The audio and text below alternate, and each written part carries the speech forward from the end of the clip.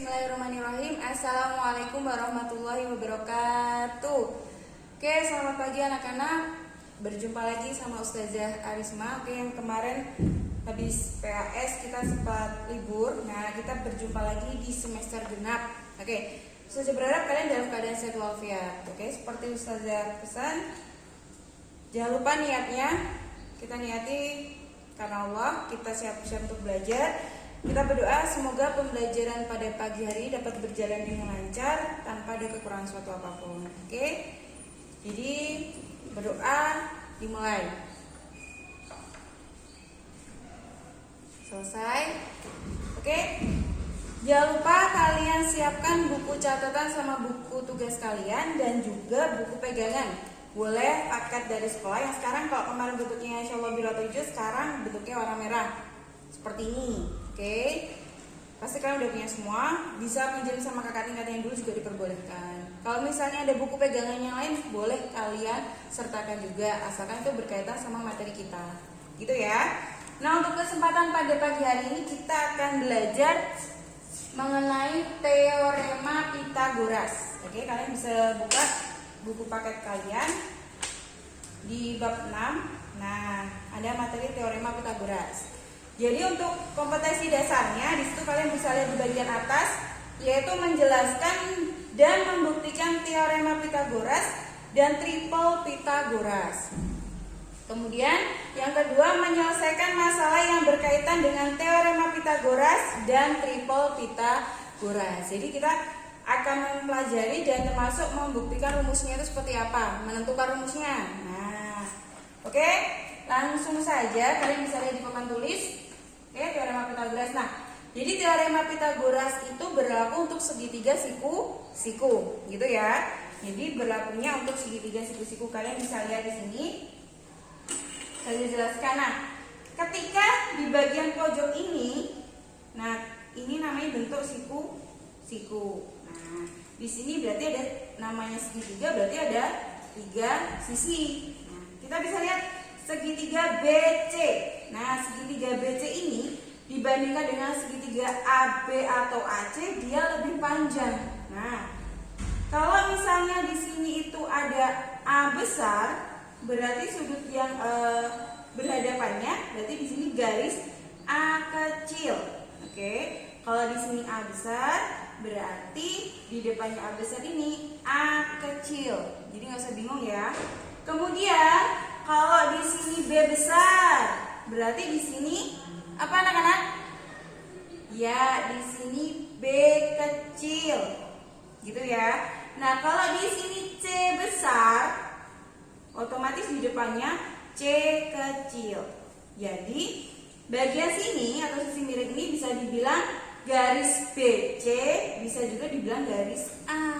Karena A kecil, jadi berhadapan dengan A besar. Yang bagian bawah, garis AB bisa disebut juga garis C, karena tadi berhadapan dengan C besar. Bagian yang ini, garis AC juga bisa dibilang atau disebut garis B, karena tadi berhadapan dengan B besar.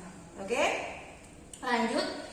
Karena ini paling besar, nah garis miringnya itu disebut dengan hipotenusa.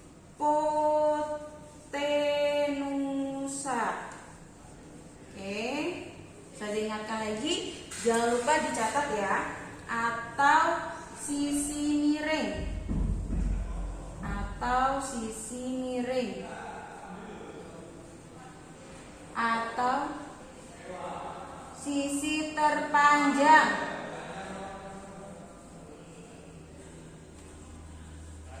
Gitu ya.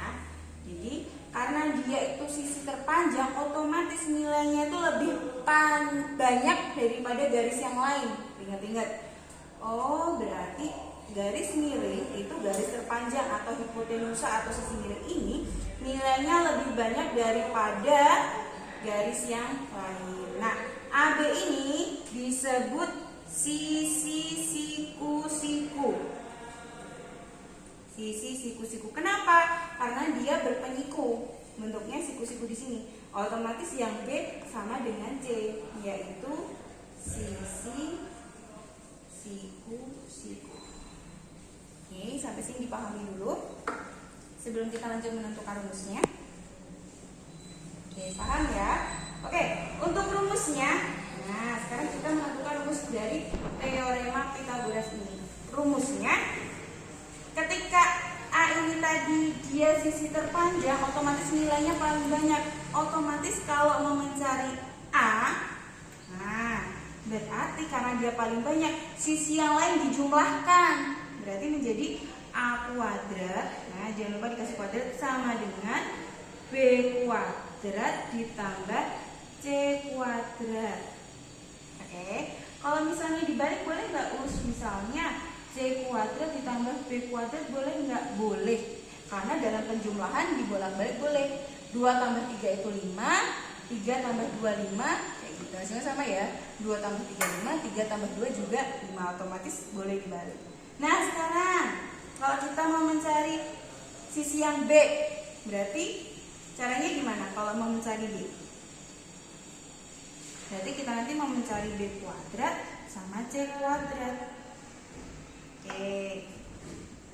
Nah, logikanya kayak gini. Kalau B ini tadi bukan sisi terpanjang, berarti caranya mencari itu sisi yang terpanjang tadi dikurangi sisi yang pendek yang lainnya. Berarti kalau B yang dicari berarti sisi yang terpendek tadi mana? Sisi yang bukan terpanjang berarti C.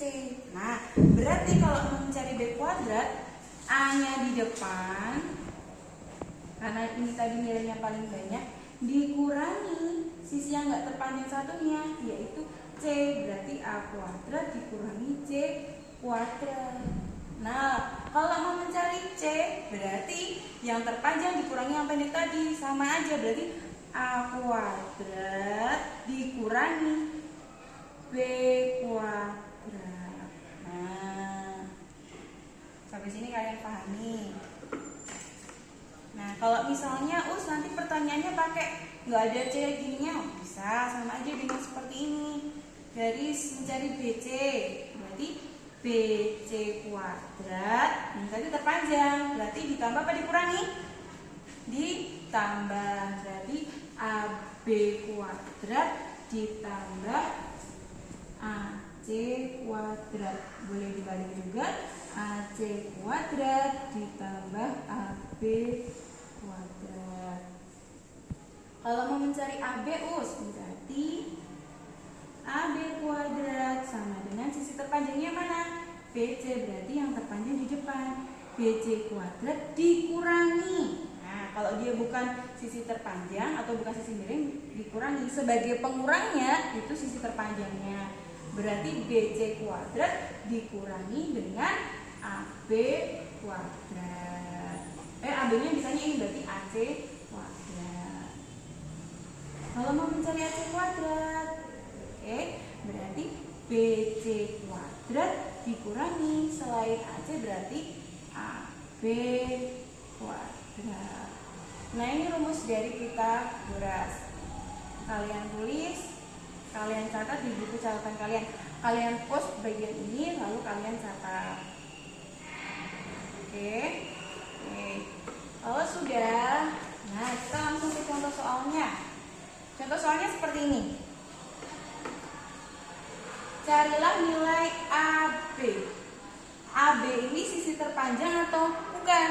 Oh, bukan ya, AB bukan terpanjang. Otomatis kalau mau mencari AB itu sisi yang terpanjang dikurangi sisi yang lain. Berarti walaupun tadi kita misalnya lupa, kita bisa perhatikan atau cermati gambarnya. Oh, kalau AB bukan sisi terpanjang berarti nyarinya dikurangi. Berarti AB kuadrat sama dengan sisi terpanjangnya. Kalau misalnya kebalik AC dikurangi BC bisa nggak? Nggak akan ketemu. Masa 8 kuadrat dikurangi 10 kuadrat nanti nggak kan? Hasilnya nanti mungkin koma kayak gitu ya. Nah, jadi di sini AB kuadrat sama dengan BC kuadrat dikurangi AC kuadrat. BC-nya berapa? 10. Berarti 10 kuadrat dikurangi AC-nya 8. Berarti 8 kuadrat. Ayo 10 kali 10 berapa? 100. 8 kali 8 64. 100 dikurangi 64 hasilnya 36. Nah, di sini masih AB kuadrat. Biar kuadratnya ini hilang, berarti hasil lawannya dari AB ini diakar. Nah, berarti AB sama dengan akar dari 36. Akar dari 36 itu berapa? 6. Hasilnya diketahui. Gitu ya. Oke, itu contoh yang pertama, kalian cermati dulu. Misalnya nanti ada kesulitan bisa WhatsApp Ustazah. Oke. Berikutnya yang kedua, gambarnya seperti ini. Mencari nilai BC. BC sisi terpanjang tidak? Oh iya, BC sisi terpanjang. Seperti tadi, kalau mencari sisi terpanjang, berarti dia nilainya paling banyak. Karena tadi hipotenusa ya, berarti sisi yang lain ditambahkan. Berarti BC kuadrat sama dengan AB kuadrat ditambah C kuadrat. AB tadi berapa? 4 kuadrat ditambah 3 kuadrat. Ingat, pengurangan sama penjumlahannya hati-hati ya, kalian perhatikan gambarnya. 4 kali 4, 16. 3 kali 3, 9. 16 tambah 9, 25. Ini BC kuadrat. Biar kuadratnya hilang tadi diapain? Di akar lawannya. Berarti di sini akar 25. Akar dari 25 yaitu 5. Itu ya, kalian cermati baik-baik hasil-hasilnya. Oke. Kalau misalnya kalian nggak kayak bisa di-push, terus kalian catat dulu. Oke. Lanjut. Nah, kalau tadi kalian tulis di buku catatan. Nah, ini kalian tulis di buku tugas. Oke. Nah, kalian bisa lihat di sini.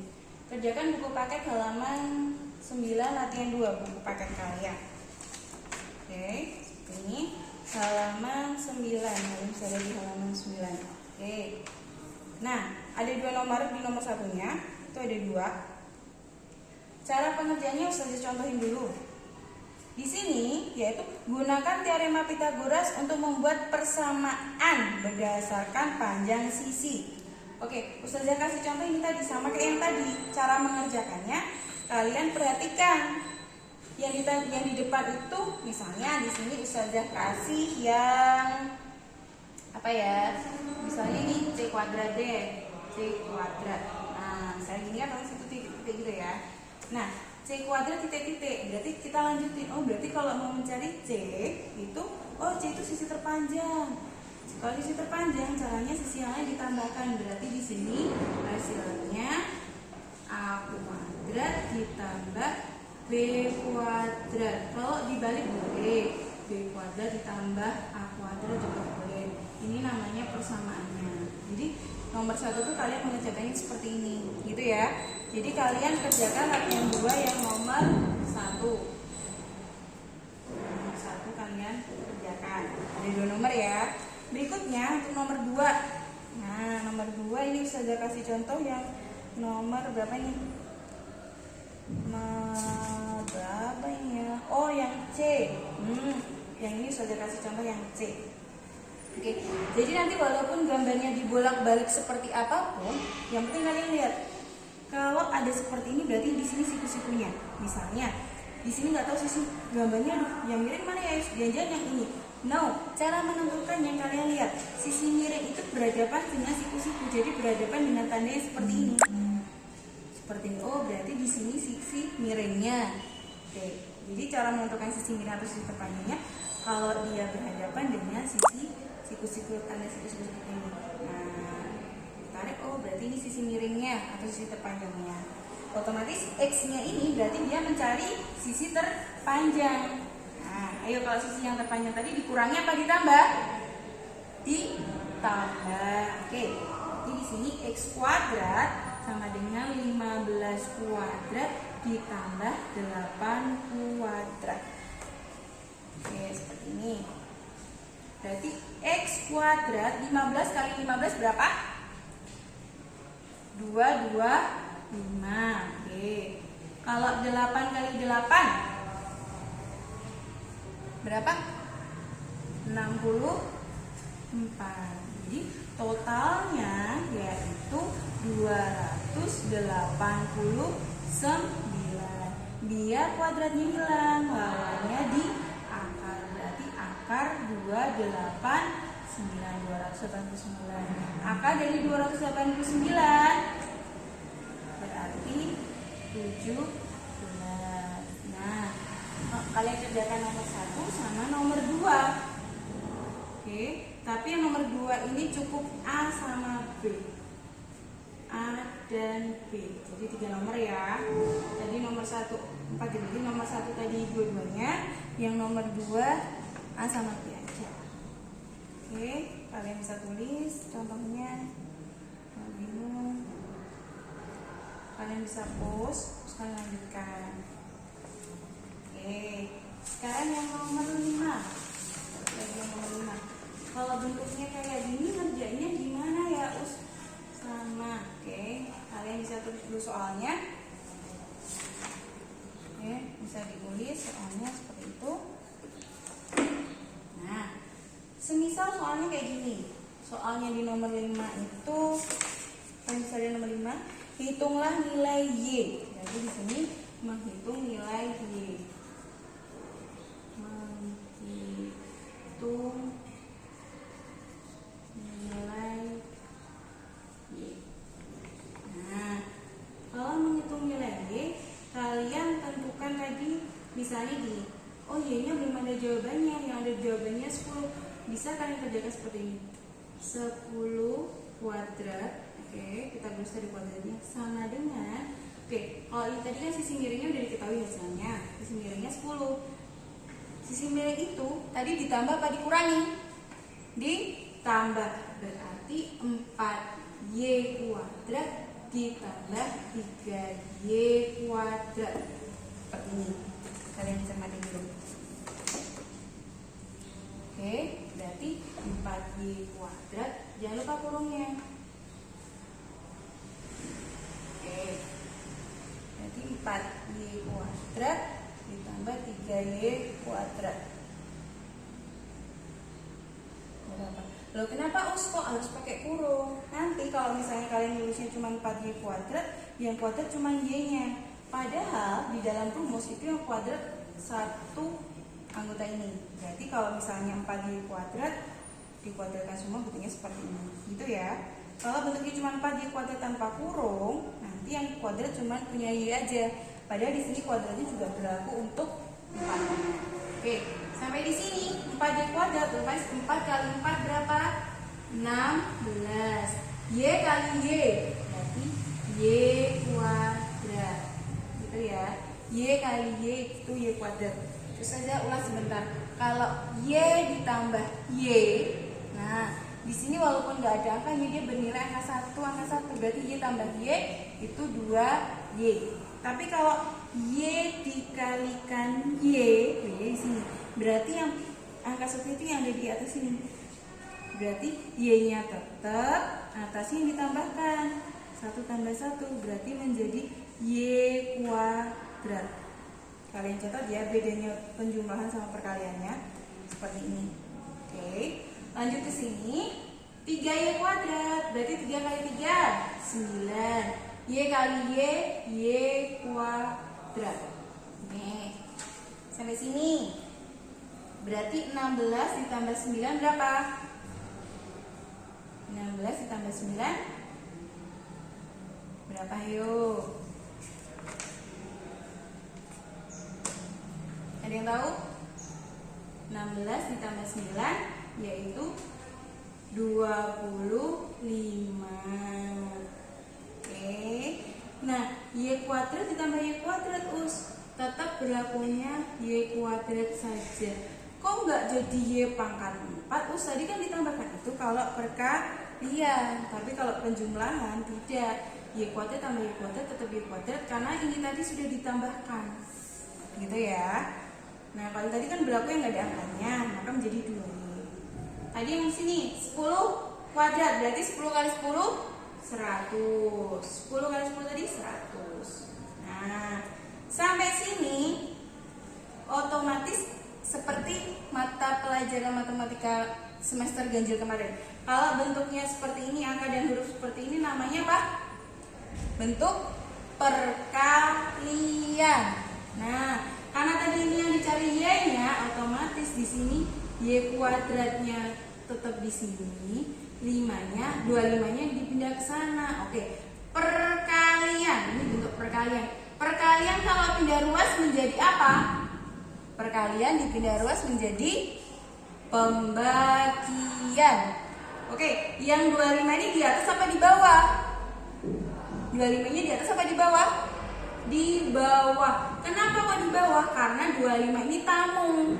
Sedangkan 100-nya ini yang tuan rumah. Berarti posisinya tetap di atas, tamu berada di bawah. Seperti ini. 100 dibagi 25 hasilnya 4. Berarti 4 sama dengan y kuadrat. Oke, kalau udah seperti ini, biar kuadratnya hilang, berarti 4-nya di akar.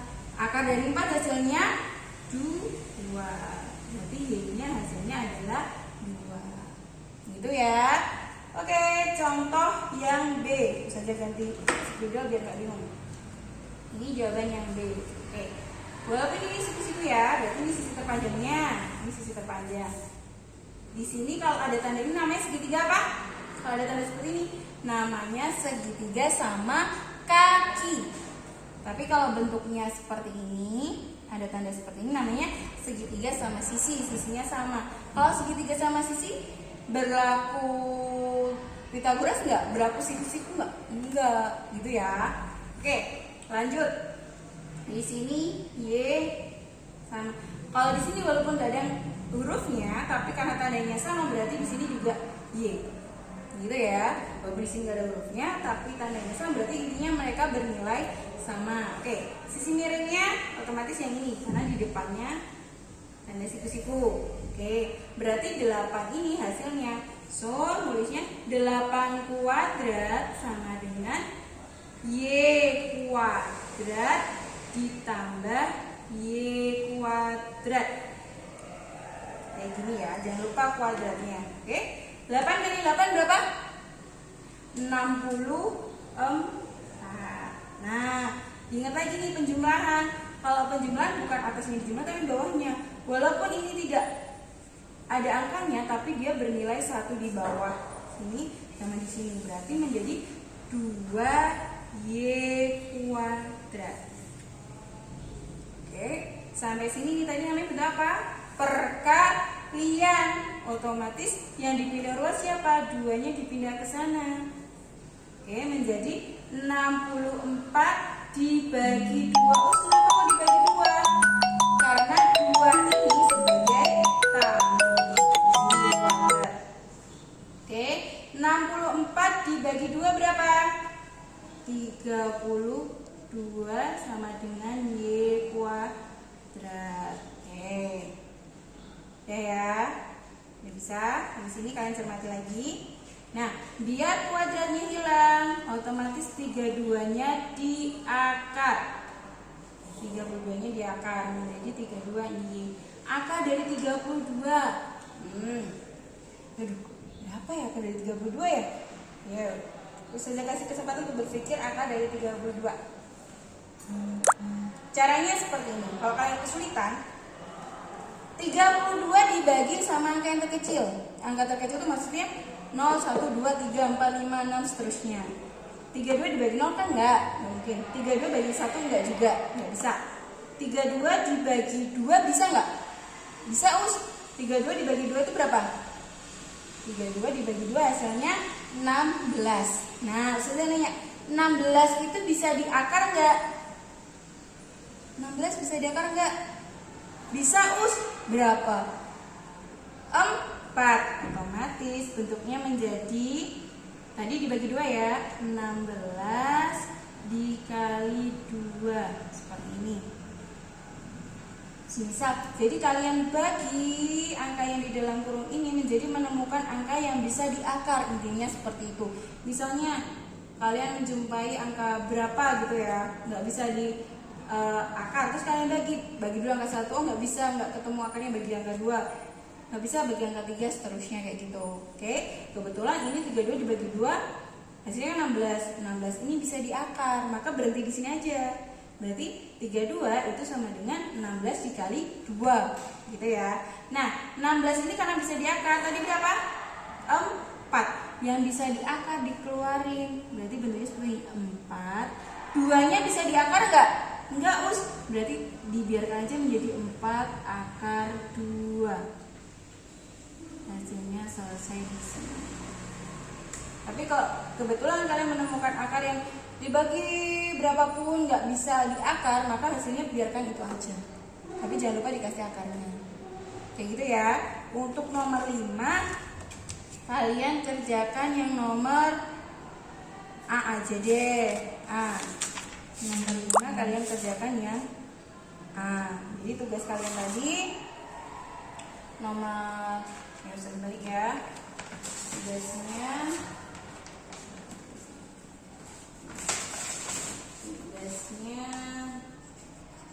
halaman 9.